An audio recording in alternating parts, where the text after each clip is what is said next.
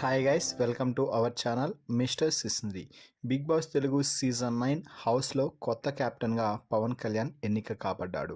ఈ వారం కెప్టెన్సీ పోటీదారుల టాస్క్లో భాగంగా మొత్తం 6 మంది కంటెస్టెంట్స్ కెప్టెన్సీ పోటీదారులుగా నిలవడం అయితే జరిగింది. ఇమ్మాన్యుయల్, రాము రాథోడ్, పవన్ కళ్యాణ్, తనుజ, భరణి, దివ్య వీరందరూ కూడా కెప్టెన్సీ కోసం ఫైనల్గా కెప్టెన్సీ టాస్క్లో పోటీ అయితే పడ్డారు. అయితే ఈ 6 మందిలో నుంచి ఏకంగా పవన్ కళ్యాణ్ ఈ వారం వరస్ట్ ప్లేస్లో నుంచి బెస్ట్ ప్లేస్కి నిలిచి ఎదిగి చివరిగా కెప్టెన్సీ టాస్క్లో కూడా అందరినీ చిత్తు చేస్తూ పవన్ కళ్యాణ్ కెప్టెన్ అయితే అవ్వడం జరిగింది. సో 6 మంది కలిసి కెప్టెన్సీ టాస్క్లో పాల్గొంటే ఒక్కొక్కరు టాస్క్ నుంచి అవుట్ అవ్వగా చివరగా తనూజ, పవన్ కళ్యాణ్ మాత్రమే టాస్క్లో నిలిచారు.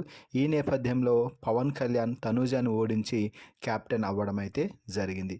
సో మొత్తంగా ఈ వారం ప్రారంభం కాగానే టాస్కుల్లో చివరి స్థానంలో నిలిచిన పవన్ కళ్యాణ్ మళ్ళీ ఆట గాడి తప్పేస్తున్నాడు అని అందరూ భావించారు. గత వారమే కదా నీకు నాగార్జున సార్ నుంచి కోటింగ్ పడ్డది, అందుకే బాగా ఆడావు, మళ్ళీ అదే బాటలో పయనిస్తున్నావు అని అందరూ అనుకుంటున్నారు అని భావించాడో ఏమో, కానీ ఎలాగైనా కూడా చివరి 2 టాస్కులు గెలిచి టాస్క్లో ముందు అడుగు వేయాలనుకున్నాడు. వరుస టాస్కులో గెలిచి ముందడుగు వేశాడు. చివరికి క్యాప్టెన్సీ టాస్క్లో కూడా తన సత్తా ఏమిటో చూపించి క్యాప్టెన్ కూడా అయ్యాడు. సో ఒక వరస్ట్ ప్లేస్ నుంచి బెస్ట్ ప్లేస్కి ఎదిగి క్యాప్టెన్ అయిన పవన్ కళ్యాణ్కి ఎవరైనా కూడా హ్యాట్స్ ఆఫ్ చెప్పాల్సిందే. ఎందుకంటే తన ఆటని అంతలా మార్పు చేసుకున్నాడు కాబట్టే ఈరోజు బెస్ట్గా నిలిచి క్యాప్టెన్ అయ్యాడు అనే చెప్పవచ్చు.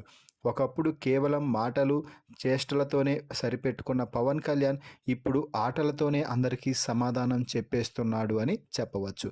సో మొత్తంగా కెప్టెన్సీ టాస్క్లో విజయ గర్వంతో క్యాప్టెన్సీ బ్యాడ్జ్ను అందుకున్న ఆర్మీ పవన్ కళ్యాణ్పై అలాగే మీ అభిప్రాయాన్ని, అలాగే ఈ వారం కెప్టెన్సీ టాస్క్లో భాగంగా ఆడిన అన్ని టాస్కుల్లో పవన్ కళ్యాణ్ పర్ఫార్మెన్స్పై మీ అభిప్రాయాన్ని కామెంట్స్ రూపంలో తెలపండి. మరిన్ని బిగ్ బాస్ లైవ్ అప్డేట్స్ కోసం మన ఛానల్ని చూస్తూ ఉండండి. Please subscribe our YouTube channel mister సిస్నరీ.